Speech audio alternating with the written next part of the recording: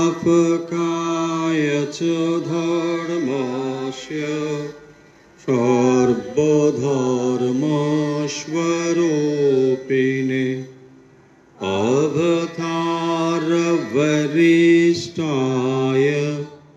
रामकृष्णाय ते नमः। जननीं शारदां देवीं रामकृष्णं जगद्गुरुं पादपद्मे तयो श्रित्वा प्रणमामि मुहुर्मुहुः। नमः श्रीयतिराजाय विवेकानन्दसूरये सच्चित्सुखस्वरूपाय स्वामिने तापहारिणे। ঠাকুর মা স্বামীজির প্রিয় ভক্ত অনুরাগীবৃন্দ, আজকের অনুধ্যানে আপনাদের সবাইকে আন্তরিক স্বাগত জানাচ্ছি। আজ আমরা যে বিষয় নিয়ে অনুধ্যান করব তা হল শ্রী শ্রী রামকৃষ্ণ কথামৃত। শ্রী শ্রী রামকৃষ্ণ কথামৃত আমরা ধারাবাহিকভাবে বিভিন্ন বিষয় ভিত্তিক আলোচনা করছি। আজকেও আমরা সেই মতো আলোচনা করব। প্রথমে কথামৃত পাঠের শুরুতে আমরা যে শ্লোক পাঠ করে কথামৃত পাঠ শুরু করি, সেই শ্লোকটি প্রথমেই পাঠ করব। ওম তব কথামৃতম তপ্ত জীবনম কবিভিরৃতাম কলমশাপহম শ্রবণমঙ্গলম শ্রীমদাততম ভুবি গৃণন্তি য়ে বুরিধা জনঃ। শ্রী শ্রী রামকৃষ্ণ কথামৃত আমরা ধারাবাহিকভাবে আলোচনা করেছি বিভিন্ন তারিখ দেখে। এখন আমরা শ্রী শ্রী রামকৃষ্ণ কথামৃতের বিষয়ের উপর নির্ভর করে কথামৃতের যেখানে যেখানে আলোচনা করা হয়েছে সেইভাবেই আমরা আলোচনা করবার চেষ্টা করছি। তাই আজকে আমরা যে জিনিসটি ভেবেছি তা হল শাস্ত্র জ্ঞান কেন প্রয়োজন। কথামৃতে এই বিষয়ে যেখানে যেখানে আলোচনা করা হয়েছে বা যেখানে এই ধরনের প্রসঙ্গ এসেছে আমরা সেই বিষয়েই আজকে আলোচনা করব। কেন শাস্ত্র জ্ঞান প্রয়োজন? শাস্ত্র কাকে বলে নিশ্চয়ই আমাদের একটি ধারণা রয়েছে। শাস্ত্র হচ্ছে সেই সমস্ত গ্রন্থ যেখানে যারা জ্ঞান লাভ করেছেন, জ্ঞান লাভ মানে জ্ঞানীর দৃষ্টিতে একরকম, ভক্ত তার দৃষ্টি আরেক রকম, এইভাবে যিনি সর্বোচ্চ সত্যকে লাভ করেছেন তিনি তার পথের বিবরণ শাস্ত্রের মধ্যে উল্লেখ করেছেন। তাহলে শাস্ত্র মানে হলো যে বা যারা জ্ঞান লাভ করেছেন তারা তাদের কিভাবে তারা এটি লাভ করেছেন তার বিস্তারিত সন্ধান শাস্ত্রের মধ্যে পাওয়া যায়। তাহলে শাস্ত্র বলতে আমরা এটাকেই মোটামুটি বুঝলাম। জ্ঞানীর দৃষ্টিতে শাস্ত্র একরকম, আবার কর্মযোগের দৃষ্টিতে একরকম, ভক্তির দৃষ্টিতেও শাস্ত্র আরেক রকম। তাই শাস্ত্রগুলোকে আমরা জ্ঞানের দৃষ্টিতে জ্ঞান যোগের শাস্ত্র বলবো, বা জ্ঞান পথের শাস্ত্র বলবো, আবার কর্মপথের, ভক্তিপথেরও ভক্তিশাস্ত্র। এইভাবেই আমরা শাস্ত্রগুলোকে সাধারণত দেখতে পাই। এবং এই যে শাস্ত্রগুলো, এই শাস্ত্র পাঠ আমরা কেন করছি, কেন আমাদের শাস্ত্র পাঠের প্রয়োজন রয়েছে, আমরা আজকে দেখব এই কথাগুলো কথামৃতের আঙ্গিকে। অর্থাৎ শ্রীরামকৃষ্ণ এই বিষয়গুলো কিভাবে উত্তর দিয়েছেন, বা তিনি কিভাবে এই বিষয়গুলোকে দেখতেন, মূলত আমরা সেই বিষয়ে আজকে আলোচনা করব। শাস্ত্র এবং শাস্ত্র জ্ঞান, এই বিষয়ে শ্রীরামকৃষ্ণ বলছেন, যারা শুধু পণ্ডিত কিন্তু যাদের ভগবানে ভক্তি নেই, তাদের কথা গোলমেলে। শ্রীরামকৃষ্ণ সিদ্ধান্ত দিচ্ছেন যে যারা কেবল পণ্ডিত, শাস্ত্র অধ্যয়ন করেছেন কিন্তু ভগবানে ভক্তি নেই, তাহলে এখানেই দুটো জিনিস পরিষ্কার হলো। শাস্ত্র অধ্যয়নের উদ্দেশ্য হলো ভগবানে ভক্তি হওয়া। ভগবানে ভক্তি না হয় যদি, বা ভগবানের প্রতি ভক্তি দিকে দৃষ্টি না রেখে যদি শাস্ত্র পাঠ হয়, সেই শাস্ত্র পাঠের দ্বারা বস্তুগত কিছু ভোগ হতে পারে। মানুষ আপনাকে শাস্ত্রজ্ঞ পণ্ডিত বলতে পারে, আপনার নাম হতে পারে, যশ হতে পারে, দরকার হলে অর্থও হতে পারে, কিন্তু এইটি শাস্ত্রের উদ্দেশ্য নয়। এই কথা শ্রীরামকৃষ্ণ স্পষ্টতই বলছেন। যারা কেবল পণ্ডিত, মানে যারা শাস্ত্র অধ্যয়ন কেবল করেছেন কিন্তু যাদের ভগবানে ভক্তি নেই, তাতে কি হয় না, ভুক্তয়ে নতু মুক্তয়ে, এটাও একরকম ভোগ। শাস্ত্র, নানা শাস্ত্র অধ্যয়ন করে নানা রকম যুক্তি তর্কে অংশগ্রহণ করা, একটা জিনিসকে অনেক দৃষ্টিকোণ থেকে বিশ্লেষণ করার ক্ষমতা, কোনো একটি বিষয় বলবার সময় অনেক রকম শাস্ত্রের উদ্ধৃতি ব্যবহার করা, পাণ্ডিত্যের লক্ষণ নিঃসন্দেহে। কিন্তু এই পাণ্ডিত্য আর ভক্তি, এ দুটো কিন্তু এক নয়। এই জায়গাটি যে সূক্ষ্ম তফাৎটি রয়েছে, শ্রীরামকৃষ্ণ এটি ধরিয়ে দিচ্ছেন। সাধারণত আমরা কি দেখি, তেমনি কোনো মানুষ যদি কোনো শাস্ত্রের ব্যাখ্যা করেন, কথা বলেন, আমরা তাকে খুব জ্ঞানী গুণী বলে মনে করি, এবং এটাই আমরা মনে করি অনেক সময়, এত যুক্তি, এত কথা বলে, এ নিশ্চয়ই ভগবান লাভ করেই ফেলেছে, তা নাহলে এত কথা বলে কি করে। কিন্তু সেটি নাও হতে পারে। এই কথা এখানে বলছে। যদি হয়, এইটাই হচ্ছে শাস্ত্রের মুখ্য উদ্দেশ্য, তাহলে শাস্ত্র মানে কতগুলো মানুষকে মানে ভুল বোঝানো নয়, যে আমি শাস্ত্র অধ্যয়ন করে মানুষের কাছে পাণ্ডিত্য জাহির করতে চাই, সেটি নয়। শাস্ত্রের উদ্দেশ্য কিন্তু তা নয়। তাই বলছেন, যাদের ভগবানে ভক্তি নেই তাদের কথা গোলমেলে।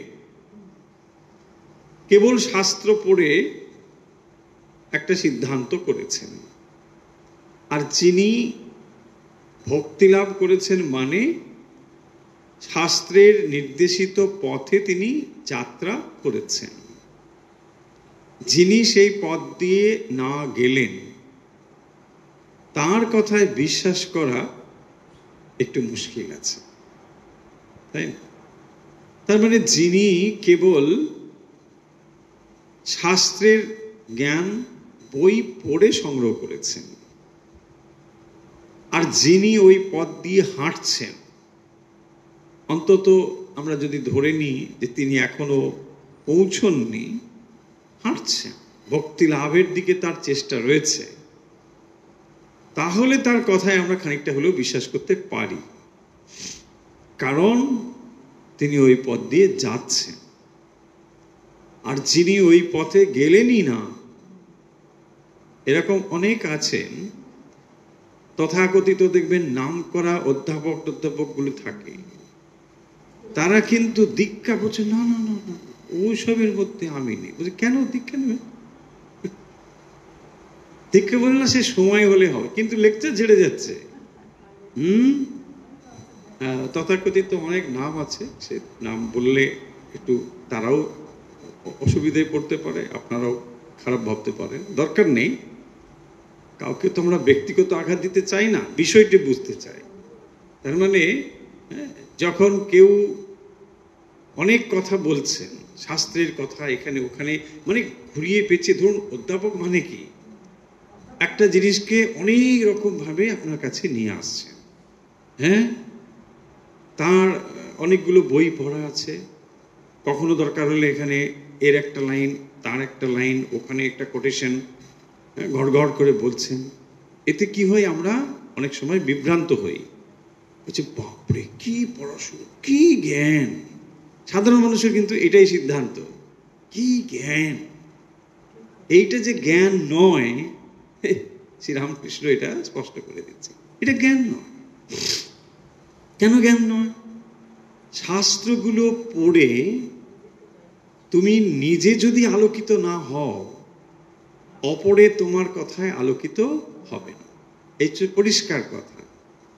অধ্যাপকদের জ্ঞান হচ্ছে পরীক্ষা পাস পর্যন্ত, পরীক্ষায় নোট দিচ্ছে, পাস করছে, হয়ে যাচ্ছে, ব্যাস ঠিক আছে। আর এই ধর্ম শিক্ষা ওই পরীক্ষা পাস নয়। সেই কারণের জন্য বলছেন, ভগবানে ভক্তি যদি না হয় তাহলে শাস্ত্র পাঠের কোনো মূল্য নেই। দুটো জিনিস গুলিয়ে ফেলবেন না। দেখবেন অনেকে এখন স্বামীজি, নিবেদিতা, বিবেকানন্দ এরপরে রিসার্চ করছে, গবেষণা করছে। ঠিক আছে, গবেষণা, পড়াশুনো ভক্তি লাভের উদ্দেশ্য কিন্তু নয়। হ্যাঁ, গবেষণা একটা আলাদা ফিল্ড, সেখানে মানুষ গবেষণা করছে কোনো একটা বিষয় নিয়ে, ঠিকই আছে, পাণ্ডিত্য রয়েছে, এটা আলাদা ফিল্ড। কিন্তু কেউ বিরাট গবেষক মানে তিনি বিরাট ভক্ত, এটা নাও হতে পারে। এই জায়গাটি পরিষ্কার, এটা আমাদের মনে রাখতে হবে। তাই বলছেন শাস্ত্র পাঠের উদ্দেশ্য হলো ভক্তি লাভ করা। শাস্ত্র পাঠ উদ্দেশ্য নয়, শাস্ত্র পাঠ হলো উপায়। কোনো একটি জিনিসকে জানিয়ে দেয় শাস্ত্র, কি করতে হবে, কি করলে তাকে পাওয়া যাবে, কেবল এই কথাই শাস্ত্র বলে। কিন্তু শাস্ত্র পাঠ যদি আমরা লক্ষ্য করে ফেলি তাহলে ভুল হবে। শাস্ত্র পাঠ লক্ষ্য নয়, শাস্ত্র যে বস্তুকে নির্দেশিত করে সেইটি প্রাপ্ত হয় শাস্ত্রের উদ্দেশ্য। দেখবেন শ্রীরামকৃষ্ণ অন্যত্র বলেছেন যে ওই চিঠির কথা, একটা চিঠি কোথায় খুঁজে পাচ্ছে না, খুব মন খারাপ, কোথায় গেল চিঠি, চিঠি। তারপরে পাওয়া গেল চিঠিটা, কি আছে লেখা রয়েছে, এই পাঠাবে, ওই পাঠাবে, এই পাঠাবে। পড়ে নেওয়ার পরে চিঠিটাকে ফেলে দিল, তারপরে সে বাজারে ছুটলো জিনিসগুলো কিনতে। দেখুন খুব পরিচিত উপমা। তারপরে চিঠির মধ্যে কতগুলো জিনিস কেনার কথা বলা হয়েছে, তত্ত্ব পাঠানোর কথা রয়েছে, তো তার জন্য কিছু কিছু জিনিসের দরকার, সেই জিনিসগুলো চিঠির মধ্যে লেখা রয়েছে। কিন্তু কি লেখা রয়েছে, চিঠিটা কোথায় গেল খোঁজা হচ্ছে। শাস্ত্র এই পর্যন্তই। জিনিসগুলো যে জানা হয়ে গেল, এই আনবে, এই আনবে, ওই আনবে, এই আনবে, ওইটা পড়ে নেওয়ার পরে ফেলে দিচ্ছে। ভাবো, যে জিনিসটির জন্য এত সময় ব্যাকুল ছিল এখন সেটাকে ফেলে দিচ্ছে। কেন না? এটার প্রয়োজন এখন আর নেই। এখন প্রয়োজন হচ্ছে ওই জিনিসগুলো সংগ্রহ করতে হবে। এইখানেই বলছেন যে ভক্তি লাভ যাদের, ভগবানের প্রতি ভক্তি নেই, তার মানে শাস্ত্র যে জিনিসগুলোর কথা বলেছেন সেই বস্তু লাভের যদি চেষ্টা থাকে তাহলেই ভগবানের দিকে মন আছে। সেটা না যদি থাকে, কেবল শাস্ত্র পড়ে কি হবে? আপনি চিঠিতে পড়ছেন এই পাঠাইবা, সেই পাঠাইবা, ওই পাঠাইবা। হ্যাঁ, তো পাঠাইবা পাঠাইবা বললে কি পাঠাইবা হবে? কিছুই হবে না।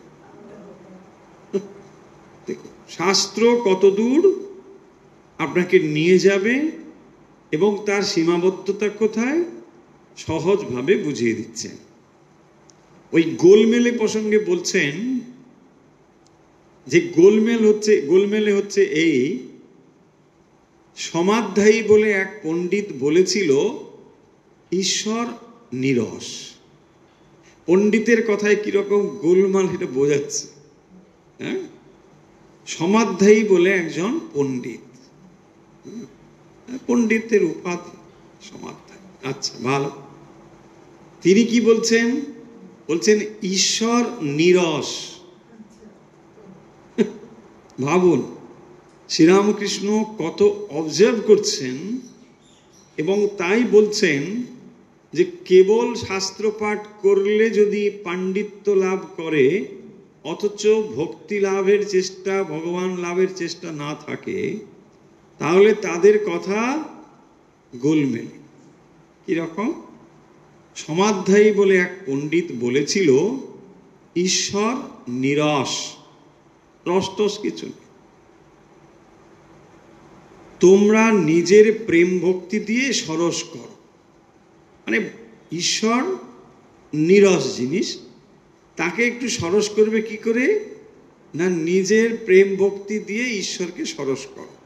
দেখুন কাণ্ড কি। অথচ কথাটি সম্পূর্ণ উল্টো। এই কথা তিনি শাস্ত্র পড়ে তার এই বোধ হয়েছে। বেদে যাকে রসস্বরূপ বলেছে, শ্রীরামকৃষ্ণ বলছেন যে বেদে যাকে রসস্বরূপ, কাকে? ভগবানকে। ভগবান হচ্ছেন সমস্ত রসের স্বরূপ। স্বরূপ মানে কি? না রস তাকে সংগ্রহ করতে হয় না, তার স্বরূপটাই হচ্ছে রস। যেমন কয়লার স্বরূপ কি? কালো। বলছে না, কয়লা একটু দেখলাম সাদা কয়লা। বলছেন সাদা কয়লা, এটা আবার কিরকম? তাই না? কয়লা বললে সাদা বলা যাবে না, এটা তার স্বরূপ বোঝাচ্ছে না। ঠিক সেই রকম ভগবান রসস্বরূপ, মানে রসটা তার সঙ্গেই আছে, কোনো অবস্থাতে সেটা যাবে না। তাকে কিনা নিরস বলে, ভগবানকে বলছে নিরস, এটাই বলছে। আর এতে বোধ হচ্ছে সে ব্যক্তি ঈশ্বর কি বস্তু কখনো জানে। তাই এরূপ গোলমেলে কথা। তাহলে যিনি কেবল শাস্ত্র পড়ে বলছেন তার কথার মধ্যে এই রকম গোলমেলে থাকবে। এটি দেখুন, যেমন আপনি একেবারে সর্বোচ্চ জ্ঞান লাভ, ভক্তি, এই বিষয়ে যেমন আপনি বলছেন ধর্মের ক্ষেত্রে শাস্ত্র জ্ঞান, অন্য ক্ষেত্রেও গোলমেলে হবে কেবল যদি শাস্ত্র মানে বই পড়ে যান। যেমন ধরুন আপনি কোনো একটি জায়গায় যাবেন, এখন হয় না ট্যুরিস্ট গাইড, হেনা তেনা অনেক রকম বই রয়েছে, আপনি গুগল খুঁজে খুঁজে ওখানে কি কি রয়েছে, দর্শনীয় স্থান কোথায় কি, সব পড়ে গেলে। কিন্তু যদি আপনি ওই জায়গায় যান, যা পড়েছেন তার মধ্যে কিন্তু অনেক তফাৎ খুঁজে পাবেন। মানে ঠিক ওই জায়গায় নেই, একটু ওদিকে আছে। ঠিক 8টার সময় খোলে না, ওটা 10টায় খোলে। এরকম কিছু কিছু তফাৎ নিশ্চয়ই পড়বে লোককে। কিন্তু এবার দেখুন, যে লোকটি ওইটি ঘুরে এসেছে তিনি বলছেন, দেখো ওই যে লেখা ছিল বইতে না, এগুলো সব ঠিক নয়, কিছু কিছু ঠিক ঠিক আছে, কিন্তু একটু গোলমেলেও আছে।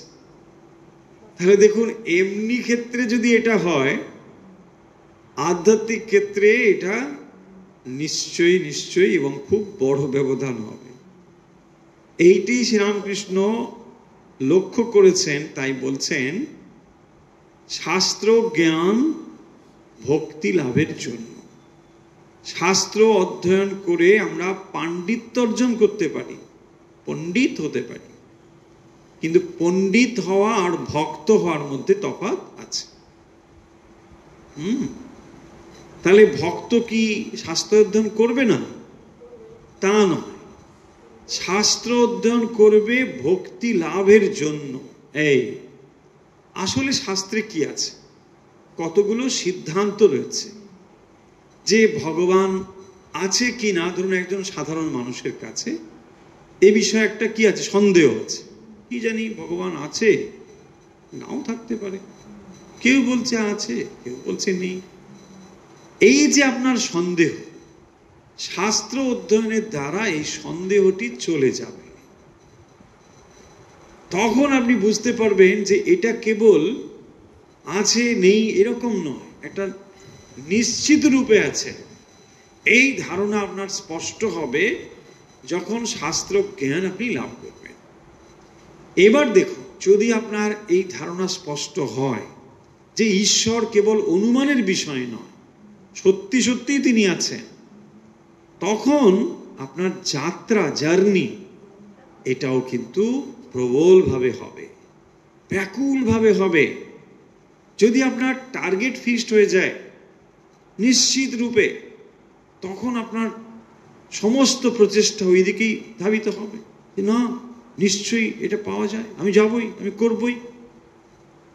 কোনো একটা জিনিসে যদি অনিশ্চয়তা থাকে, কি জানি এটা হবে কি হবে না, পাবো কি পাবে না, শাস্ত্রের দ্বারা যখন আপনি নিশ্চিত হচ্ছেন যে আমার এই টার্গেট বা লক্ষ্য এখানে ঈশ্বর, এটি কোনো অনুমানের বিষয় নয়, এটা সিদ্ধান্ত। এবং সেই সিদ্ধান্ত যখন আপনার স্পষ্ট হয়ে ওঠে মনের কাছে, তখন আপনার ব্যাকুলতাও প্রবল হয়। আর ব্যাকুলতা প্রবল হলে জীবনের সমস্ত প্রচেষ্টা, ইচ্ছে, আবেগ, কর্মপ্রচেষ্টা, বুদ্ধি সব একমুখী হবে, সব ওই দিকে হবে,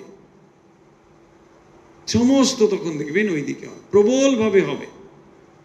এবং এই অবস্থা প্রাপ্তির জন্যই শাস্ত্রপাঠ, তা না হলে আর শাস্ত্রপাঠের কোনো প্রয়োজন নেই।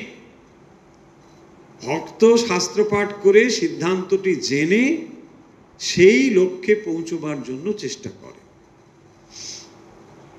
শ্রীরামকৃষ্ণ এক্সাম্পল দিয়ে বুঝিয়ে দিয়েছেন যে পণ্ডিত ভগবানকে বলছেন তিনি নীরস। তোমার ভক্তি, প্রেম, রস দিয়ে ভগবানকে সরস করতে হবে। কি বাবা, এ কি ছাতু নাকি? হ্যাঁ, বুঝে একটু জল দিয়ে গুলে খাও। ছাতু তো এমনি শুকনো জিনিস, এটা ছাতু। কি অবস্থা ভাব! যিনি রসস্বরূপ, সমস্ত রসের যিনি উৎস, কারণ রস মানে আনন্দ, তো সমস্ত আনন্দের তিনি উৎস ভগবান, তিনি হচ্ছেন সমস্ত আনন্দের উৎস। আর তাকে কিনা বলছে নীরস। এরপরে একটি এক্সাম্পল দিয়েছেন, এই কথাগুলো আপনাদের জানা, কিন্তু আমরা এক জায়গায় নিয়ে এসে আলোচনা করছি, তাই জন্য মজাটা একটু গভীরভাবে হবে, গাঢ় ধরনের মজা হবে। একজন বলেছিল, আমার মামার বাড়িতে 1 গোয়াল ঘোড়া আছে। শ্রীরামকৃষ্ণের অবজারভেশনটা লক্ষ্য করুন। বলছেন, আমার মামার বাড়িতে এক গোয়াল ঘোড়া আছে। এ কথাই বুঝতে হবে ঘোড়া আদপেই নেই, কেননা গোয়ালে ঘোড়া থাকে না। দেখ, সে কিন্তু মানে অন্যের কাছে বোঝানোর জন্য একটু বাড়িয়ে বলার জন্য, মানে বলার সময় বলতে বলতে একটা মানে হ্যাঁ লাগাম ছাড়া লিমিট থাকে না, তখন বলেই যাচ্ছেন। না না, ও কি ব্যাপার, আমার মামার বাড়িতে শ্রীরামকৃষ্ণ এটি ধরছেন যে যারা তাহলে শাস্ত্র জ্ঞান থেকে কথা বলে তাদের অবস্থা এইরকম গোলমেলে। কারণ কিসের উপর কথা বলছে? বুদ্ধির থেকে কথা বলছে। দেখুন, বুদ্ধি এবং দর্শনের মধ্যে তফাৎ আছে। দর্শন মানে দেখা, ফিলোসফি বলছি না, ফিলোসফি ও শাস্ত্র। যখন কোনো একটি জিনিস বই পড়ে কেউ বলছে আর যখন সেই জিনিসটি অনুভব থেকে বলছে, এর মধ্যে তফাৎ আছে। শ্রীরামকৃষ্ণ যে এই কথাগুলো সহজভাবে বলছেন, তার বই পড়ে বলতে হচ্ছে না, দেখে এসে বলা মানুষ। আর যেহেতু তিনি দেখে এসে বলছেন, তাই তার কথার মধ্যে কোনো গোলমাল নেই এবং একই কথা তিনি সবসময় একই রকমই বলছেন। পণ্ডিত আমরা সাধারণত কাকে বলি? সোজা জিনিসটা একটু বেঁকিয়ে যারা বলে তাকে বলে। সোজা জিনিস সোজাভাবে বলে দিলে পাণ্ডিত্য প্রকাশ পায়, তাই না? এই কি কথা, কিন্তু আমি জানি। তার মানে এমন জিনিস আপনি শুনতে চান যেটা খানিকটা মাথার মধ্যে গেল, খানিকটা মাথার উপরে গেল, খানিকটা মাথার পাশ দিয়ে গেল। এই কি পণ্ডিত, আরে বোঝাই গেল না, তাই না? তার মানে সহজ জিনিসটাকে পেঁচিয়ে ওদিকে নানা রকম করে তারপরে যখন আপনার কাছে নিয়ে কি জিনিসটা বললে ভাই একবার দেখো, কি গভীর জ্ঞান, কি গভীর জ্ঞান। শ্রীরামকৃষ্ণ দেখুন, এত এগুলো হচ্ছে এক একটা আবরণ, পাণ্ডিত্যের আবরণ। মানুষের কাছে এমনভাবে উপস্থাপনাটাকে করা হয় যাতে আপনার মাথাটা খুলে যায় এবং আপনি তখন বলছি বাবা রে বাবা। শ্রীরামকৃষ্ণর কাছে একজন এসে বলছেন, মানে একজনের বাড়িতে গিয়েছিলেন, তার বাড়িতে অনেক বইপত্র দেখেছে, দেখে তার স্বাভাবিক কি ধারণা হয়েছে, তাহলে এত পড়াশুনো করতে হয়। হেসে বলছেন, কত বই দেখলাম ওর বাড়িতে, আর দেখুন ভক্ত হতে গেলে কত পড়াশুনো করতে, বলছে পড়তেই হয় কত। বলছি ওরে না না, ব্যাপারটা তা নয়। পড়া পাণ্ডিত্য অর্জনের জন্য হতে পারে, অপরের কাছে জাহির করবার জন্য হতে পারে, কিন্তু শ্রীরামকৃষ্ণকে দেখুন কোনো বই নেই, তিনি ছুটে ছুটে যাচ্ছে না, কেশব একটু দাঁড়াও, আমি একটা বই দেখি, করে পাতায় লেখা আছে, দাঁড়াও দেখে এই পাতায় লেখা ছিল না, কিছু বলছে। ওর কথা বরং কেশববাবু বাড়িতে গিয়ে বই খুলে দেখছে মিলে যাচ্ছে। ও আচ্ছা, তাহলে তো ইনি যা বলছেন এ তো শাস্ত্রের সঙ্গে মিলছে। ওকে ছুটতে হচ্ছে না, উনি ওনার ভেতর থেকেই সব বলে যাচ্ছে। এই হলো শাস্ত্র পাঠ এর তাৎপর্য এবং লক্ষ্য। শাস্ত্রের ভেতর কি ঈশ্বরকে পাওয়া যায়? শ্রীরামকৃষ্ণ নিজেই উত্তর প্রশ্ন করছে, দেখো শাস্ত্রের ভেতর কি ঈশ্বরকে পাওয়া যায়? পাওয়া যায় না।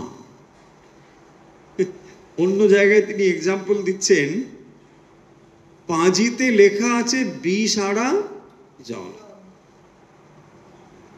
তা বলছে পাঁজিতে টিপলে কি এক ফোঁটা জল পড়বে? পাঁজিতে লেখা আছে বিষ আড়া জল, বলছে এক ফোঁটাও, বলছে একটু পড়, বলছে না একটু, এক ফোঁটাও পড়। মানে কি? মানে শাস্ত্রের ভেতরে কি ঈশ্বরকে পাওয়া যায়? শাস্ত্র পড়ে হদ্দ অস্তিমাত্র বোধ হয়। হদ্দ মানে মানে এই মাত্র, হদ্দ কেবলমাত্র কি হয়? অস্তিমাত্র বোধ হয়। অস্তি, অস্তি মানে আছে, অস্তি আছে এই বোধ হয়। তার মানে শাস্ত্র পড়ে একটা কিছু আছে। কি আছে? ঈশ্বর। তিনি যে আছেন, তার মানে আপনি যে প্রার্থনা করেন, আপনি যা যা করেন, এটা হাওয়ায় মিলে যায় না। শাস্ত্র পাঠ করবার ফলে আপনার এই নলেজটা ধরছে যে আমি যা প্রার্থনা করছি, যা আমি চাই, ভক্তি লাভ করতে চাই, যা যা কিছু, এইটা প্রার্থনাটা হাওয়ায় মিলিয়ে যাচ্ছে না। শাস্ত্র অধ্যয়নের দ্বারা আপনার এই ধারণা স্থির হয়, অস্তিমাত্র বোধ হয়। কিন্তু নিজে ডুব না দিলে ঈশ্বর দেখা দেন না। তাহলে অস্তি মানে আছেন, আর তাকে লাভ করা, এদের মধ্যে তফাৎ আছে। তিনি আছেন, ঠিক আছে, তুমি আছে এটা জানলে এক ধাপ এগোনো হলো, তিনি আছেন। কিন্তু ডুব না দিলে তাকে পাওয়া যাবে না। তাহলে বস্তু লাভের জন্য অস্তি জ্ঞান সম্পূর্ণ নয়, অস্তি জ্ঞান দরকার। ধরুন কোনো একটি জায়গায় আপনি যেতে চাইছেন, সেখানে একটি মন্দির আছে কিনা আগে আপনি জানতে চান। আচ্ছা, ওখানে কি এই মন্দিরটি আছে? বলছে হ্যাঁ আছে। আপনি যান, আছে। আপনি কনফার্ম হলেন যে ওখানে আছে। এই হচ্ছে অস্তি জ্ঞান। ওখানে একটি শিবের মন্দির আছে, বেশ জানলাম। কিন্তু জানলে কি হবে? বলছেন ডুব দিতে হবে। তার মানে এখনো প্রচেষ্টা আছে। এই যে প্রচেষ্টা, বলছেন ডুব না দিলে ঈশ্বর দেখা দেন না। তার মানে কেবল অস্তিক জ্ঞান হলে হবে না, তারপরেও প্রচেষ্টা দরকার, লাভ করবার জন্য চেষ্টা। ডুব দেবার পর তিনি নিজে জানিয়ে দিলে তবে সন্দেহ দূর হয়। দেখো, আপনি দুজন লোককে জিজ্ঞাসা করলেন, আচ্ছা ওই জায়গায় কি মন্দির আছে? বললেন হ্যাঁ ওখানে মন্দির আছে। আপনি অনেকটাই নিশ্চিত হলেন, কিন্তু একটু আপনার ডাউট থাকতেও পারে যে বলেছিল বটে, কিন্তু মন্দির কিরকম এটাও তো ঠিক পরিষ্কার হলো না। 16 আনা ডাউট তো কখন যাবে? যখন আপনি দেখবেন। এই যে লোকের কথার উপর বিশ্বাস করে একটা অস্তিক জ্ঞান হচ্ছে, এইটি হলো শাস্ত্র জ্ঞান। শাস্ত্র আপনাকে এটা জানিয়ে দিল, কিন্তু তখনও আপনার পুরোপুরি ফেথ বা বিশ্বাস তখনও হয়নি। সম্পূর্ণ ফেথ তখনই হবে যখন আপনি নিজে সেটাকে দেখবেন। বলছে হ্যাঁ আমি কিন্তু এখন দেখেছি। আবার এই যে ডাউট, সন্দেহ চলে যাওয়া, এটা অন্য কারো কোনো কিছুর ওপরে এই ডাউটটা আর চলে যাবে না। মানে এই নিঃসন্দেহ জ্ঞান চলে যাবে না। কিরকম? আমি আবার বলি, কোনো একটি জায়গায় আপনি গেলেন, আপনার সন্দেহ সম্পূর্ণ চলে গেল, হ্যাঁ এখানে শিব মন্দির আছে, আমি এটা দেখলাম। এবার যদি কেউ এসে আপনাকে বলে হ্যাঁ ওখানে না শিব মন্দিরটা নেই, জানো কি বলছো মশাই? নেই, আমি নিজে দেখে এসেছি। বলছে না না, তুমি ঠিক দেখো না। এই দেখো, তার মানে কোনোভাবে আপনাকে আর টলানো যাবে না। কোনো বিপরীত জ্ঞান দিয়ে আপনার এই জ্ঞানকে সরানো যাবে না। এইটি হচ্ছে ভক্তের ভিত্তিস্থান। তার বিশ্বাস এতটাই দৃঢ় হয় যে যদি কেউ এসে তার কাছে বিপরীত কথা বলে, সে শুনবেই না। বলছে না, তোমার কথা আমি শুনবো না। তুমি কে? তোমার কথা শুনবো না, কারণ আমার অনুভব এত দৃঢ় রয়েছে। এই হচ্ছে জায়গা। তারপরে বলছেন, বই হাজার পড়ো, মুখে হাজার শ্লোক বলো, ব্যাকুল হয়ে তাতে ডুব না দিলে তাকে ধরতে পারবে। দেখুন, একদম স্পষ্ট কথা, কোনো রাগ ঢাক নেই, কাউকে তোয়াজ করবার কথা নেই। কে এতে অখুশি হবে ধার ধারছেন না, যা স্পষ্ট সত্য সেটা বলে দিচ্ছেন। শ্রীরামকৃষ্ণ এই যে কথাগুলো বলছেন, এ তো লুকিয়ে চুরিয়ে বলছেন তা নয়। অনেকেই সেখানে রয়েছেন, গণ্যমান্য নানা মানুষ রয়েছেন, তাদের কাছে বলছেন বই হাজার পড়ো। দেখুন, তিনি নিজে বই কি পড়েছেন? শুনেছেন একটু আধটু, নেই, কিন্তু এটা তিনি জানেন, বই হাজার পড়ো, মুখে হাজার শ্লোক বলো, ব্যাকুল হয়ে তাতে ডুব না দিলে তাকে ধরতে পারবে না। পরিষ্কার কথা। হাজার শ্লোক পড়ো, অপরকে ভুল বোঝাতে পারবে। অপরে তোমাকে গোল্ড মেডেল দিয়ে দিয়েছে, বিরাট মানুষ আপনি, আপনার নাম একেবারে জল করছে, করতে পারে, কিছু ক্ষতি নেই, কিন্তু আপনি জানেন আপনি কি জিনিস, তাই না? সেইটি বলছেন, হাজার বই পড়ো, মুখে হাজার শ্লোক বলো, ব্যাকুল হয়ে তাতে না ডুব দিলে।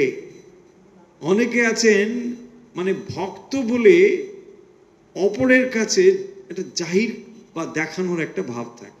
দেখো কত কি হবে, হবে কি, কিছু হবে, প্রভু দেখা দাও বলে কোথায় ফেসবুকে লিখে দিচ্ছে, প্রভু দেখা, মানে কি? দেখুন কত অগভীর জিনিসগুলো। যদি আপনার অন্তরে সেই ভক্তি থাকে, আপনি ফেসবুকে গিয়ে লিখবেন। হ্যাঁ, ফেসবুকে কেন লিখছেন? লিখছেন এই জন্যে যে দেখো, ফেসবুক তো সোশ্যাল পেজ না, অনেক মানুষ সেখানে দেখছে, মানে ওখানে আমাকে দেখো, আমার ভক্তির জন্য, মানে লাভের জন্য কি ব্যাকুল হৃদয়, ঘুমোতে পারছি না, খালি ফেসবুক ছাড়া আর কিছু করতে পারছি না, এত ব্যাকুল, ঈশ্বর দেখা দাও, দেখা দাও।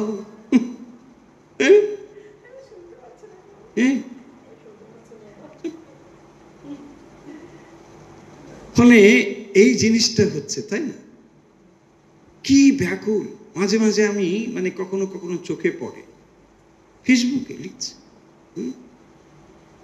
অনেকে লিখে দেবেন দীক্ষা নিতে হলে কি করতে হবে, কোথায়, বাপরে কি ব্যাকুল,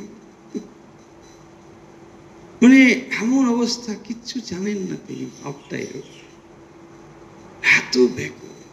ওটা নয়, মানে আমি যে দীক্ষা নেওয়ার জন্য কি ব্যাকুল, একবার বোঝো।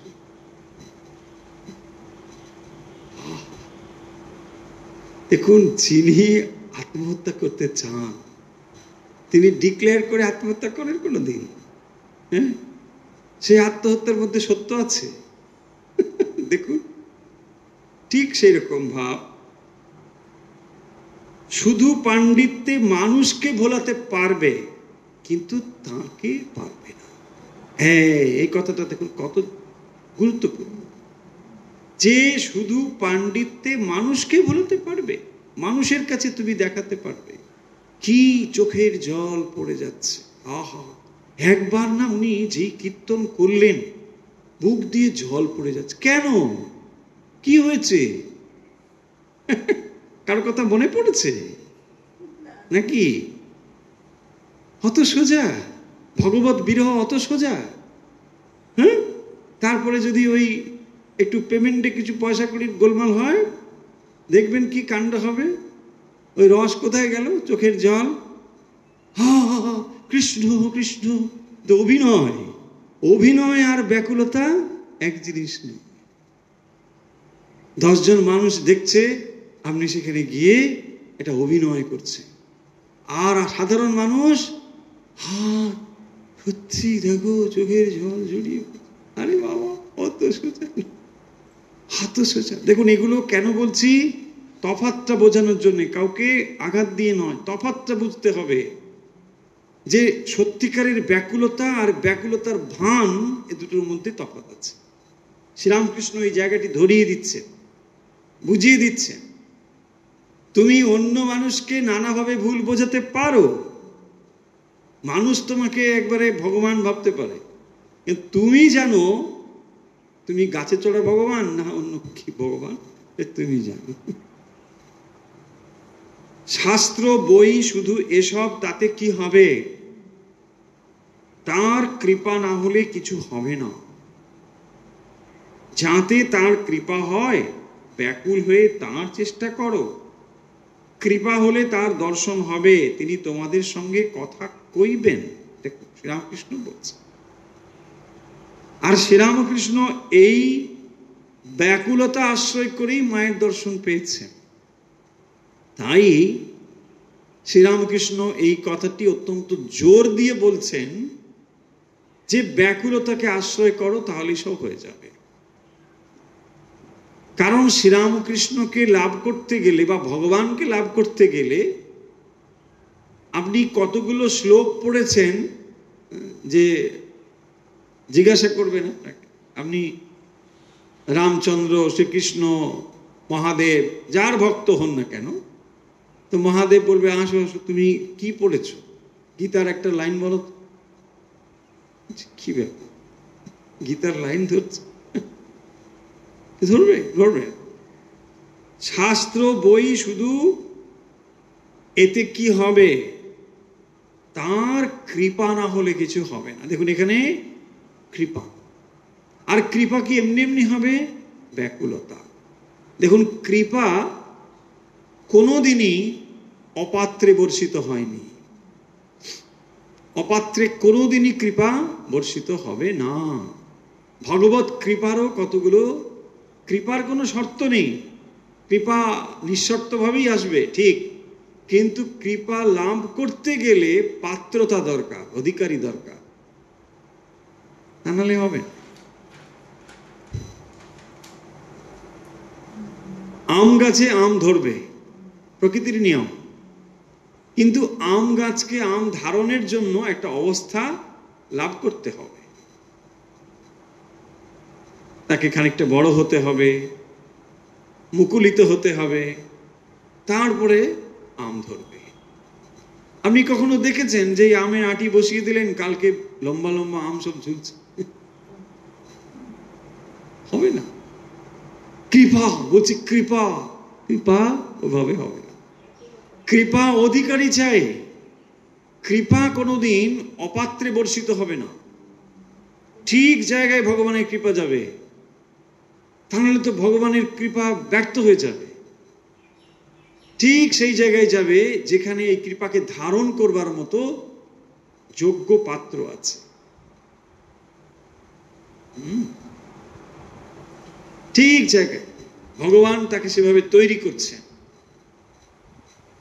পাত্রতা তৈরি হচ্ছে, অধিকারী তৈরি হচ্ছে। ঠিক ওই জায়গায় সেই জিনিসটি এসে হাজির হবে। তাহলে অপাত্রে যদি জিনিস দেওয়া হয় না, তার হিতে বিপরীত হবে, তাকে ক্ষতি করা হবে, তার খারাপই হবে।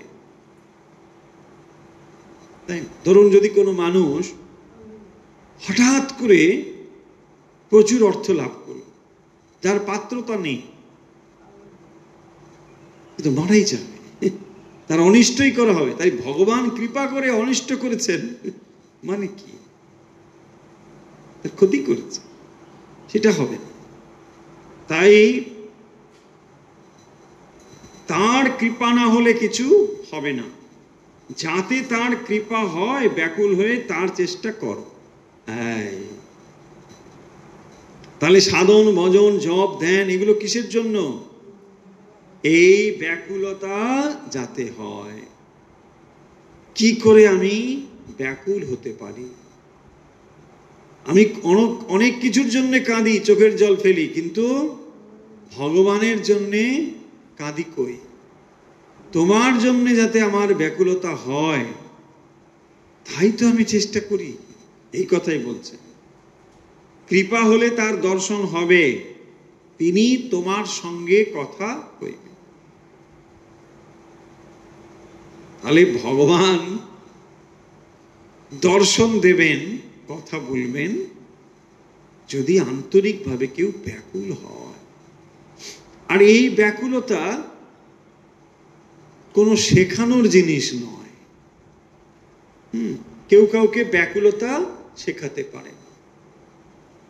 সেই আছে না, শ্রীরামকৃষ্ণ উপমা দিয়ে বলছেন। একজন বলছে, মা বাজ্যে পেলে আমায় ডেকে দেবে। বলছে, বাবা বাজ্যেই তোমায় ডেকে দেবে। ফলে ব্যাকুলতা কাউকে শেখানো সম্ভব নয়। আর আমাদের তাহলে ব্যাকুলতা হয় না কেন? আমরা ব্যাকুলতা অনুভব করি না কেন? নোঙর ফেলে দাঁড় টানছি, এই হচ্ছে সোজা কথা। নোঙরটা কোথাও না কোথাও ফেলে রেখেছি, তারপরে দাঁড় টানছি। দাঁড় টানাটা দেখা যাচ্ছে, ঘামও হচ্ছে, কষ্টও হচ্ছে, কিন্তু নৌকো কোথাও যাচ্ছে, নোঙর ফেলে দেওয়া হচ্ছে। এই কাণ্ডটা চলছে। তার মানে বিষয় বাসনা এমন ভাবে আষ্টে পৃষ্ঠে বেঁধে রেখেছে যে ব্যাকুলতা দেখা যাচ্ছে না। তার জন্য যে আমরা ব্যাকুল, এটা হচ্ছে না। কেন? বিষয়ে আসক্ত রয়েছে। বই পড়ে কি জানবে? যতক্ষণ না হাটে পৌঁছানো যায় ততক্ষণ দূর থেকে কেবল হো হো শব্দ। এই যে পাণ্ডিত্য থেকে কথা এলো, শাস্ত্র জ্ঞান কতটা দরকার। তাহলে শাস্ত্র জ্ঞান করে তুমি কি করে জানবে? আবার শাস্ত্রের মধ্যেও দেখুন অনেক সেলফ কন্ট্রাডিকশন আছে। কোন একটা শাস্ত্রে এই ধরনের কথা বলেছে, আর একটা শাস্ত্রে দেবেন আবার একরকম কথা বলেছে। আপনি তো কনফিউজ হয়ে যাবেন। কারণ যিনি ধরুন ভক্তিপদ অবলম্বন করেছেন, তিনি বলছেন দেখো ভক্তি হচ্ছে ব্যাপার, এছাড়া আর হবে, ভক্তি ছাড়া মুক্তি নেই। আবার যিনি জ্ঞান পথে গিয়েছেন বলছে দেখো ভক্তি করলে কি হবে, জানতে তো হবে, জ্ঞান ছাড়া ভক্তি হবে। তিনি তার মতন করে সেদিকে নিয়ে যাচ্ছেন। আপনি একটু ভক্তি পড়লেন, একটু জ্ঞান পড়ে মাথাটা গেল খারাপ হয়ে। বলছে সেই জন্যই তো আমি কোনোটাই করি না। কেন না, ও বলেছে একরকম, বলেছে একরকম, সেই জন্য আমি নিউট্রাল আছি, ভালো আছি। দেখুন এই কাণ্ড। তার মানে সত্য লাভ করতে হলে যে বই পড়লে জানা যাবে না তা নয়, খানিকটা জানা যাবে, কিন্তু সম্পূর্ণ জিনিসটি জানা যাবে না, সম্পূর্ণ জানা যাবে না। বই পড়ে কি জানবে? যতক্ষণ না হাটে পৌঁছানো যায় ততক্ষণ দূর থেকে হো হো শব্দ। দেখুন তাহলে ওই প্রকার জ্ঞান হবে বই পড়ে যতদূর জ্ঞান হয়। হাট সম্বন্ধে একটা ধারণা আপনি বইতে পড়েছে, কি হাটে অনেক রকম লোকজন আসে, সেখানে ব্যবসা বাণিজ্য হয়, কথাবার্তা হয়, এই একটা ধারণা আপনার আছে। আপনি হাটের ধারে কাছে গিয়ে সত্যি সত্যি বিরাট শব্দ হচ্ছে, ওখানে মাইক বাজছে, ওখানেই হচ্ছে, কত কিছু শুনছে। বাবা এইখানে গিয়ে কি কথা বল, এত শব্দ, ওর মধ্যে তো আমার কথা কে শুনবে, এই ধারণা আপনার হবে। কিন্তু বলছেন হাটে পৌঁছলে আরেক রকম। হাটে পৌঁছানো মানে এটা এক্সপিরিয়েন্সিয়াল নলেজ। আপনি হাটে গেলেন, হাট সম্বন্ধে একটা ধারণা, মানে আউটলাইন একটা ধারণা, সেটি আপনি অন্যের থেকে পেয়েছিলেন। এইটাকে বলা হচ্ছে শাস্ত্র জ্ঞান। শাস্ত্র পড়ে খানিকটা ধারণা করেছে, বাট ওই ধারণা স্পষ্ট হবে যদি আপনি ভক্তি লাভের জন্য শাস্ত্র অধ্যয়ন করেন। ভক্তি লাভই জীবনের লক্ষ্য, এইভাবেই যদি শাস্ত্র অধ্যয়ন করেন তাহলে সেই শাস্ত্র জ্ঞানের তাৎপর্য রয়েছে। বারবার এই কথা বলছেন। তখন স্পষ্ট দেখতে পাবে, শুনতে পাবে, আলু নাও পয়সা দাও, স্পষ্ট শুনতে পাবে। আরে বাজারে গেলে তখন আপনি ভাববেন, ভাই তো বেশ ভালো, এখানে কথা বলা যায়, আমার কথা সবাই শুনতে পায়, আমি তার কথা শুনতে পাচ্ছি। তার আগে অবধি একরকম ধারণা। এইটাকে বলেছেন শাস্ত্র জ্ঞান আর ভক্তি লাভ। আরো এক্সাম্পল দিয়েছেন সমুদ্র। সমুদ্র দূর থেকে হো হো শব্দ মনে হবে, কিন্তু যত কাছে যাবে তখন দেখতে পাবে পাখি উঠছে, ঢেউ হচ্ছে, সব দেখতে পাবে। এই যে এগুলো প্রতীকীভাবে বলা হচ্ছে, রূপক অর্থে বলা হচ্ছে। তার মানে শাস্ত্র অধ্যয়ন করে তুমি একরকম বুঝবে। আপনি সমুদ্রের বিবরণ ভূগোল বইতে পড়ছেন, এই সমুদ্র এই মহাদেশের ওখানে, ওই মহাদেশের ওখানে, তার এই অবস্থা ইত্যাদি ইত্যাদি সব পড়ছেন। আপনার সমুদ্র সম্বন্ধে একটা মোটামুটি ধারণা হলো বটে, কিন্তু এই ধারণা খুব স্পষ্ট নয়, অস্পষ্ট ধারণা। যেদিন আপনি সত্যি সত্যি সমুদ্রের ধারে দাঁড়ালেন তখন আপনার ওই যে ভূগোলে পড়া জ্ঞান এটাকে ছাড়িয়ে যাচ্ছে। বুঝছে, দূর ভূগোলে পড়া কি কি লিখেছে, সামান্য দুটো একটা লাইন, কিচ্ছু। আপনার সব এক্সপিরিয়েন্স তখন আলাদা রকম হয়ে যাচ্ছে। এইটাকেই বলছেন যে শাস্ত্র পড়ে কি বুঝবে। শাস্ত্রে একটা হিন্টস দেওয়া হয়েছে। যে জিনিস শব্দ দিয়ে বোঝানোই যায় না তাকে শাস্ত্র খানিকটা ধারণা দেওয়ার জন্য বলেছে। আর আপনি ওইটা পড়ে যদি বুঝে নেন যে সব হয়ে গেল, তাহলে হয়ে গেল, বাস, তাই না? ও যে গীতা পাঠ অনেকদিন ধরে করছি, এবারে অনলাইন ক্লাস খুলেছি, গীতা শেখাচ্ছি। বাবা, এরকম অনেক আছে। কি ভাবুন তাহলে, কি অগভীর জিনিসপত্র। হ্যাঁ, ইধা একটু এদিক ওদিক করে পড়ে টড়ে 4 লাইন হয়ে গেল। তারপরে এখন অনলাইন গীতা শেখাচ্ছে। আরে দিন ফিরেছে, ঘুটে রে অমুক রে তমুক রে। কি অবস্থা। মাস্টারমশাই বলছেন, শ্রীমৎ কথামৃতকার ঠাকুর তাকে বলছেন, আচ্ছা তুমি একটু বলো না ভগবান যদি নিরাকার বা সাকার এরকম কিছু। বলছেন, আরে আমি এ কি ভূগোল, ইতিহাস, অঙ্ক যে বুঝিয়ে দেবো, এ কি সায়েন্স, অত সোজা?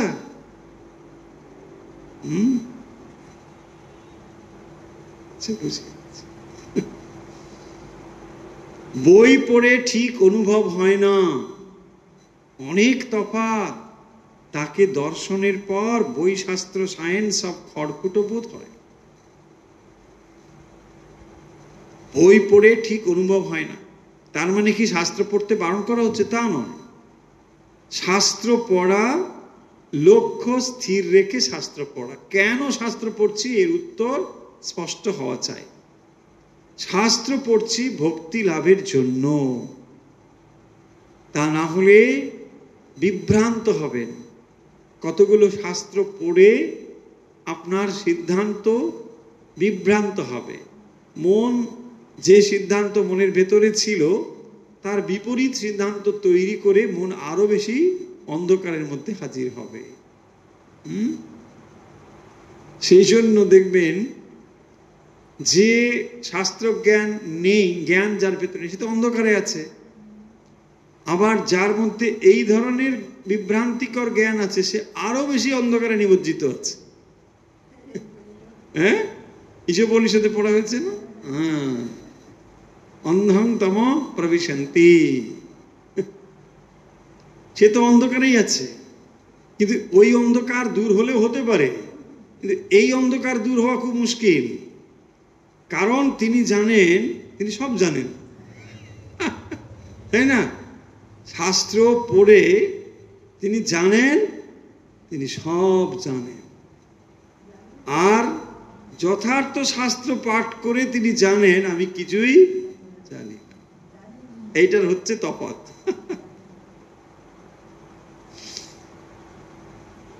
বড়বাবুর সঙ্গে আলাপ দরকার, তার কখানা বাড়ি, কখানা বাগান, কত কোম্পানির কাগজ, এ আগে জানবার জন্য তো ব্যস্ত কেন? দেখুন শ্রীরামকৃষ্ণের লক্ষ্যটা, মানে দৃষ্টিভঙ্গিটা লক্ষ্য করুন। এই যে গাড়ি, বাড়ি, বাগান, এগুলো কি? এগুলো হচ্ছে বাবুর ঐশ্বর্য, সম্পদ। তাহলে বাবুকে যদি আমি জানি, বাবুর ঐশ্বর্য জানতে আমার কতটুকু সময় লাগবে? বাবুর সঙ্গে যদি আপনার জানাশুনো হয়, একটা মানুষকে যদি আপনি খুব ভালো করে জানেন, তার সবটাই আপনি জানতে পারবেন। তার কটা বাড়ি আছে, গাড়ি আছে, আপনি তার সঙ্গে পরিচিত আগে হন, তিনিই তো বলে দেবেন যে এই আছে, ওই আছে, কি আছে, সব হয়ে যাবে। তার মানে শ্রীরামকৃষ্ণ এত ঐশ্বর্য নিয়ে ব্যস্ত নয়। এই ঐশ্বর্য নিয়ে ব্যস্ত হওয়ার যে প্রসঙ্গগুলো এসেছে কথামৃতে, সাধারণত দেখবেন যেখানেই কথাগুলো এসেছে ব্রাহ্ম সমাজ সম্পর্কে এসেছে। যারা ব্রাহ্ম সমাজের আচার্য, যখন ওরা গিয়েছেন মানে ঠাকুরের কাছে, তখন ওই ধরনের প্রসঙ্গ এসেছে। আচ্ছা, তোমরা যখন উপাসনা করো, ভগবানের এত ঐশ্বর্যের কথা বলো কেন? ভগবান তুমি এই করিয়া আছো, তুমি ওই করিয়া আছো, তুমি আমাদের এই করিয়া দাও, মানে কি? বলছেন তার মানে তোমরা সম্পদ এসব ভালোবাসো, তাই ভগবানকে ওইসব বলতে থাকো। দেখুন, যখন একটা ছেলে এসে মায়ের কাছে বলে, মা তোমার মনটা না কি ভালো, কি পোশাক, আমার তোমার মতো মা আর হয় কি। বাবা কি চাই? হ্যাঁ, এত কি চাই বলো? 2 টাকা না 10 টাকা না 100 টাকা, কি চাই? দেখুন, এটাই তো উত্তর। তার মানে এত তুমি যে প্রশংসা করছো, তোমার মতো মা হয় না, মানেটা কি? তুমি যদি বলো হে প্রভু তুমি এই করিয়া আছো, তার মানে তুমি আমার সব কিছু করিয়া দিবে। এই পয়েন্টটা ধরেছেন শ্রীরামকৃষ্ণ। কেন বলছেন দেখুন, একবার ভালো করে লক্ষ্য করুন। আমরা ভগবানের কাছে কি চাইব? ভক্তি চাইব। এটা না চেয়ে যখন বলছি তুমি এই করিয়াছো, সেই করিয়াছো, তার মানে তুমি বিরাট অনেক কিছু করতে পারো, তাহলে আমারও কিছু করো। আমি সরাসরি বলছি না, কিন্তু আমি তোমার এত বৈভবের প্রশংসা করছি, মানেটা কি? আমি একবারও বলছি না ভগবান তোমার ভেতরে সমস্ত ভক্তি, তুমি আমাকে একটু ভক্তি দাও, আমার ভেতরে একটু ব্যাকুলতা দাও, কি করে আমার ঈশ্বরে মন হয় তুমি তাকে আমাকে একটু সেই দিকে পরিচালিত করো। তা না বলে আমি বলছি তুমি সূর্য করেছো, তুমি নক্ষত্র করেছো, তুমি চন্দ্র করেছো, তোমার ইচ্ছায় সব চলিতেছে। কি ব্যাপার? শ্রীরামকৃষ্ণ তাই বলছেন যে আগে তাকে জানবার চেষ্টা করো ভগবানকে, তারপরে তার ঐশ্বর্য নিয়ে ভেবো। দেখুন শ্রীরামকৃষ্ণের দৃষ্টিভঙ্গির তফাৎটা দেখো। তার কাছে ঐশ্বর্য বড় কথা নয়, মাই তার কাছে বড় কথা। দেখুন, শিশুর কাছে মাই তার সমস্ত ভালোবাসার কেন্দ্র। মা কোথাকার টিচার, কে কোন অফিসের হেড, এত তার কাছে ওসব জানার দরকার আছে? বলছে না, আমার ওসব কিছু জানি, আমার মা সর্বজ্ঞ, বাস, আমার মায়ের মতো আর মা নেই। এই তো হয়। তারপরে সে যখন মায়ের সঙ্গে তার এই ভাব হলো, যখন সে ম্যাচিউর বড় হয়েছে, তখন হ্যাঁ আমার মা অমুক স্কুলে ছিলেন, অমুক জায়গায় পড়াতেন, অমুক কলেজে ছিলেন, ঠিক আছে, তাই। তার মানে যখন আপনি ভক্তি লাভ করতে চান, তখন ভক্তিটাই বড় কথা। ঐশ্বর্য বড় কথা না, এটাই তিনি বলছেন। জোশো করে বড়বাবুর সঙ্গে একবার আলাপ করো, ধাক্কা খেয়েই হোক আর বেড়া ডিঙেই হোক। হ্যাঁ, বড়বাবুর সঙ্গে আলাপ করো। তো বড়বাবুর সঙ্গে আলাপ হলো না, আমি শুনে চলে এলেন। এখনকার সাংবাদিকগুলোর মতো ধরুন একজনের থেকে খবর নেবে, ওর কাছে কথা বলবে না, ওর চাকর বাকরের কাছে গিয়ে বলুন বলুন বলুন, ওটা হয়ে গেল, এটা খবর এসে। আমরা কোত্থেকে খবর পেয়েছি? না, আমরা বিশেষ সূত্রে খবর পেয়ে গেছি। কি খবর? আশ্চর্য না? আরে খবর দেওয়ার তো একটা সোর্স থাকবে। আপনার সম্বন্ধে আমি জানতে চাই, কিন্তু আপনাকে আমি জিজ্ঞাসা করলাম না।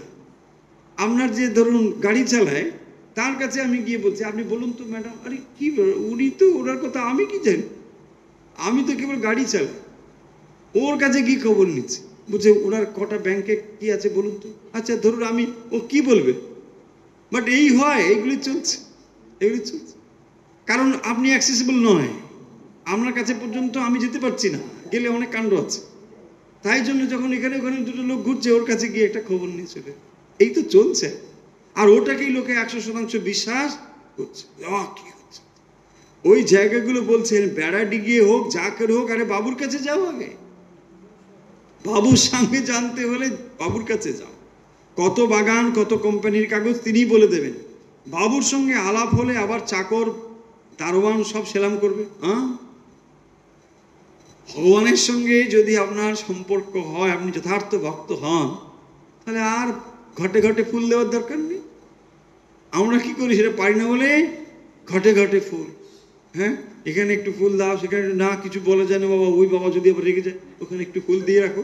ওই বাবা যদি আবার ফোঁস করে, ওখানে একটু দিয়ে রাখো। তাই না? দেখুন অবস্থা কিরকম। এই কাণ্ড চলছে তো আমাদের। সেখানে মন্দিরে যখন যখন দেখলাম বট ঠাকুর আছে, বট ঠাকুর, বুঝলে বট ঠাকুরের কাছে আবার একটু কিছু একটা দিয়ে চলো, বুঝলে না হলে বাবা উনি যদি আবার বলা যায় না আজ শনিবার কি আবার হয়ে যায়, বলে কি দরকার আপনার? আপনি পরমেশ্বরকে বিশ্বাস করেন, সর্বেশ্বর ভগবান, তিনি কি আপনাকে খাড়া নিয়ে মারবার জন্য রেডি আছেন? ভগবান হচ্ছেন প্রেম স্বরূপ, আপনার প্রিয়তমের থেকেও প্রিয়তম। এই পৃথিবীতে যে আপনাকে সব থেকে ভালোবাসে বলে আপনি মনে করেন, তার থেকেও বেশি ভালোবাসেন ভগবান। সর্বাবস্থাতেই তিনি আপনার সঙ্গে আছেন। শুধু এই জন্মে নয়, জন্ম জন্ম ধরে তিনি আপনার সঙ্গে আছেন, আপনাকে নিয়ে চলেছেন। এই যে কল্প শুরু হয়েছে, এই একটা কল্প শেষ হলে তো আবার একটা কল্প আসছে। তো এই কল্পে এক ব্রহ্মাজি, তিনি এই কল্পটার অধিপতি, তিনি এটাকে চালাচ্ছেন। ফলে এই যে সৃষ্টি চলছে, এর পুরো জিনিসটি বর্তমান রয়েছে ভগবানের কাছে, পুরোটাই বর্তমান তার কাছে। আপনি কবে কিরকম ছিলেন, কিভাবে কি অবস্থা প্রাপ্ত হয়েছেন, এর পরে কোথায় যাবেন, কবে জ্ঞান প্রাপ্ত হবে, সব নির্দিষ্ট, সব ভগবানের কাছে জানা আছে। এমন নয় যে ভগবান কিছুই জানেন, সব জানা আছে। এর বাইরে আপনি যেতে পারবেন না। এবং তিনি অত্যন্ত সুন্দরভাবে, সুপরিকল্পিতভাবে আপনাকে নিয়ে চলেছে। সেই পরম সত্য, পরম জ্ঞান, ভক্তি তিনি দেবেন বলে আপনাকে সুন্দরভাবে নিয়ে চলেছে। এই কথাগুলো বুঝতে পারি না, কি জানি উনি ভালোবাসছেন, কি তোমার ভালোবাসা রাখো, তার থেকে তো এই দেখ ভালোবাসাই সাংঘাতিক, তাই না? তিনি ভালোবাসছেন বলছেন, হ্যাঁ, হচ্ছে এই অবস্থা। আর ওইটাকে শ্রীরামকৃষ্ণ বোঝাচ্ছেন, বাতাসের অভাবে দেহ যেরকম ছটপট করতে থাকে, আপনি শরীরে সুস্থ হয়ে আছেন বলে কোনো একটা মানুষকে ভাবছেন, আহা তোমার মতো এত ভালো কেউ হয় না, ভালো কথা। কিন্তু আপনার ভেতরে প্রাণ শক্তি রূপে যিনি কাজ করছেন, ভাবুন তো, তিনি আরো কত প্রিয়তম। ওই প্রাণ চলে গেলে প্রিয়তম বলাও শেষ, তাই না? প্রাণের ক্রিয়া চলছে বলেই এবারে সব লাফালাফি হচ্ছে, তুমি আমার কি ভালো, তুমি আমার কি ভালো। আর সে ভালো কতটুকু সময়। দেখুন, এই তো সত্য। তাহলে আজকে কনক্লুড করছি যে কথাটি মূল ছিল, শাস্ত্র জ্ঞান মানে কেন প্রয়োজন। শাস্ত্র অধ্যয়ন আমাদের এই জন্যে প্রয়োজন যে শাস্ত্র জ্ঞান উদ্দেশ্য নয়, উপায়। উদ্দেশ্য হলো ভক্তি বা ভগবান লাভ। শাস্ত্র সেই বিষয়ে নির্দেশিত করে বলে শাস্ত্র জ্ঞান আমাদের প্রয়োজন। শাস্ত্র জ্ঞানের জন্য শাস্ত্রের গুণের প্রয়োজন নেই, সেটাও এক রকমের বন্ধন। হ্যাঁ, ওটা কিরকম বন্ধন? সত্যগুণের বন্ধন। হ্যাঁ, জ্ঞান সঙ্গে না সুখ সঙ্গে না। তাহলে পাণ্ডিত্য একটা জ্ঞান সঙ্গ, সাত্বিকতার দ্বারা এটা লাভ হয় ঠিকই, কিন্তু ওটাও বন্ধন তৈরি করে। চলুন তাহলে আজকের কথা এখানে শেষ করছি। আমরা এখন শুরু করব অভ্যাস। যে যেখান থেকে আমাদের সঙ্গে এই মুহূর্তে রয়েছেন, আমরা শুরু করছি অভ্যাস। মেরুদণ্ড সোজা রেখে বসুন। ধীরে ধীরে শ্বাস বাম দিকে নিন ও ধীরে ধীরে শ্বাস ছেড়ে দিন ডান দিকে।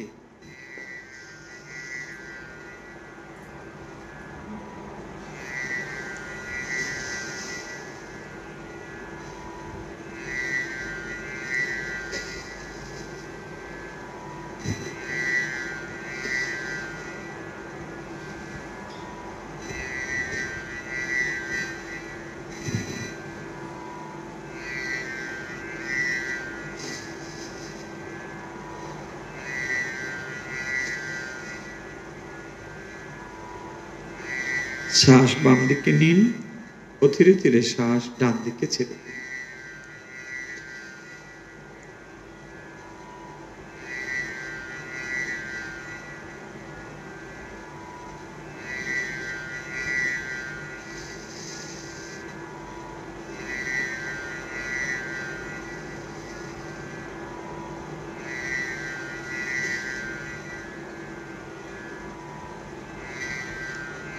হয়েছে, রিল্যাক্স। এবার ডান দিকে শ্বাস নিন ও ধীরে ধীরে শ্বাস বাম দিকে ছেড়ে দিন।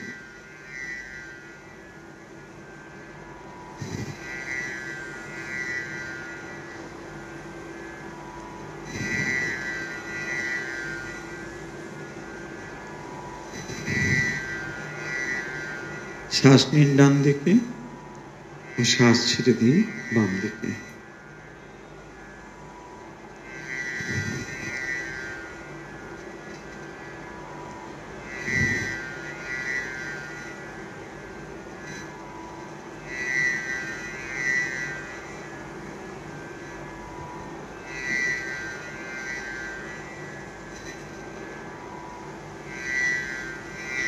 হয়েছে, রিল্যাক্স। এখন আমরা প্রাণায়াম করব। নাক দিয়ে শ্বাস নেব ও ধীরে ধীরে শ্বাস মুখ দিয়ে ছেড়ে দেব।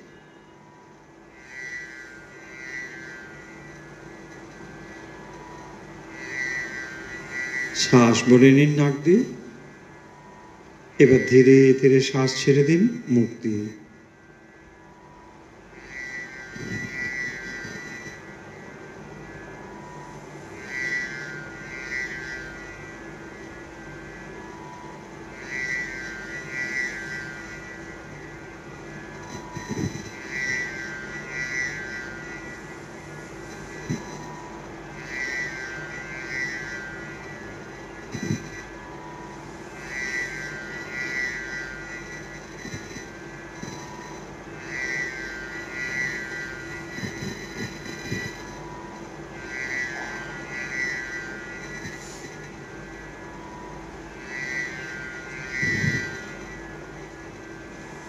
হয়েছে, রিল্যাক্স।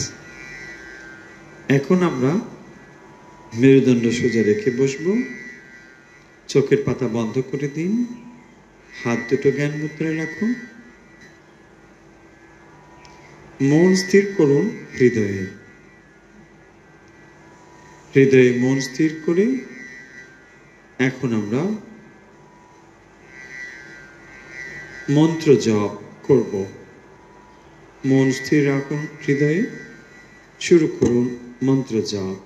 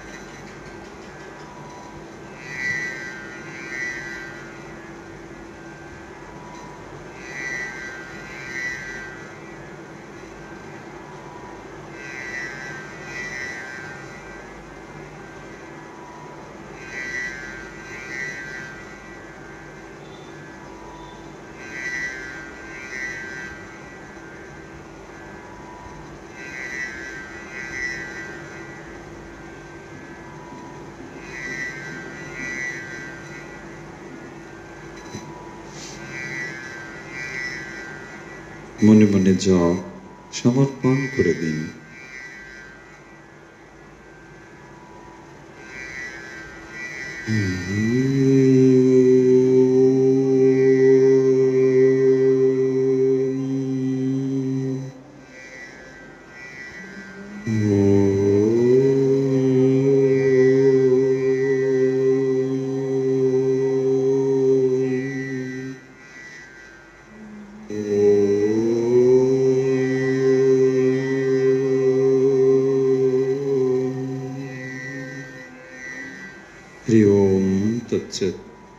ধীরে ধীরে চোখের পাতা মেলুন, হাত নাড়ুন, পা নাড়ুন, হাত দুটো ঘষে চোখে ও মুখে স্পর্শ করে দিন।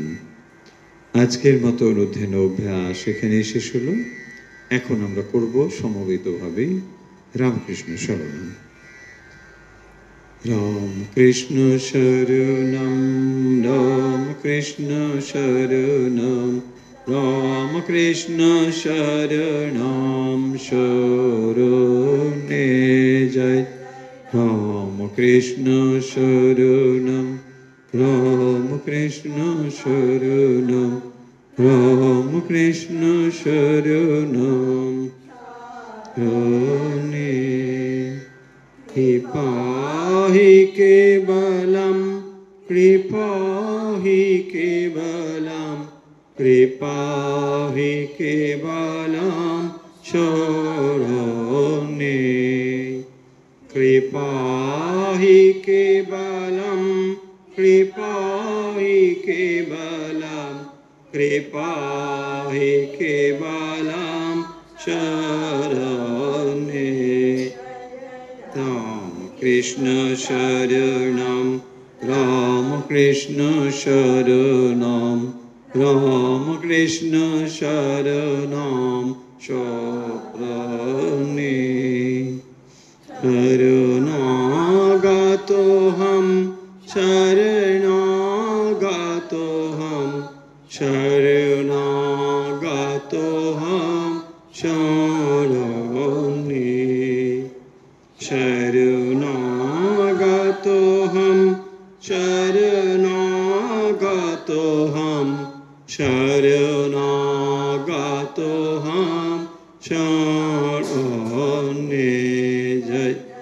রামকৃষ্ণ শরণম, রামকৃষ্ণ শরণম, রামকৃষ্ণ শরণম শরণে। নমো শ্রী গুরবে, নমো শ্রী গুরবে, নমো শ্রী গুরবে নমো নমো। নমো শ্রী গুরবে, নমো শ্রী গুরবে, নমো শ্রী গুরবে নমো নমো। রামকৃষ্ণ শরণম, রামকৃষ্ণ শরণম, রামকৃষ্ণ শরণম শরণে। রামকৃষ্ণ রামকৃষ্ণ জয় জয় রামকৃষ্ণ, রামকৃষ্ণ রামকৃষ্ণ জয় জয় রামকৃষ্ণ, রামকৃষ্ণ রামকৃষ্ণ জয় জয় রামকৃষ্ণ, রামকৃষ্ণ রামকৃষ্ণ জয় জয় রামকৃষ্ণ। রামকৃষ্ণ শরণম, রামকৃষ্ণ শরণম, রামকৃষ্ণ শরণম শরণে। রামকৃষ্ণ শরণম, রামকৃষ্ণ শরণম, রামকৃষ্ণ শরণম শরণে। जय श्री गुरु महाराज जी की जय, जय महामाई की जय, जय स्वामी जी महाराज जी की जय। जय गंगा माई की जय। আজকের মতো অনুধ্যান ও অভ্যাস এখানেই শেষ হলো। এখন সময় আজকের প্রশ্নের। আজকের প্রশ্ন হলো, শাস্ত্র জ্ঞানের কি প্রয়োজন? শাস্ত্র জ্ঞানের কি প্রয়োজন? এই ছিল আজকের প্রশ্ন। উত্তর পাঠিয়ে দিন হোয়াটসঅ্যাপে। আমাদের হোয়াটসঅ্যাপ নাম্বার 9903985960। তাহলে আজকের মতো বিদায় নিচ্ছি। যে যেখান থেকে আমাদের সঙ্গে যুক্ত রয়েছেন, ঠাকুরমা স্বামীজির ভক্ত অনুরাগী, আপনাদের সকলের মঙ্গল প্রার্থনা করে যে প্রার্থনা নিত্য করি, আজও সেই প্রার্থনা করছি। सर्वेत्र सुखिनो सन्तु सर्वे सन्तु निरामया सर्वे भद्राणि पश्यन्तु मा कश्चित् दुःखभाग् भवेत्। ओम शांति ओम शांति ओम शांति।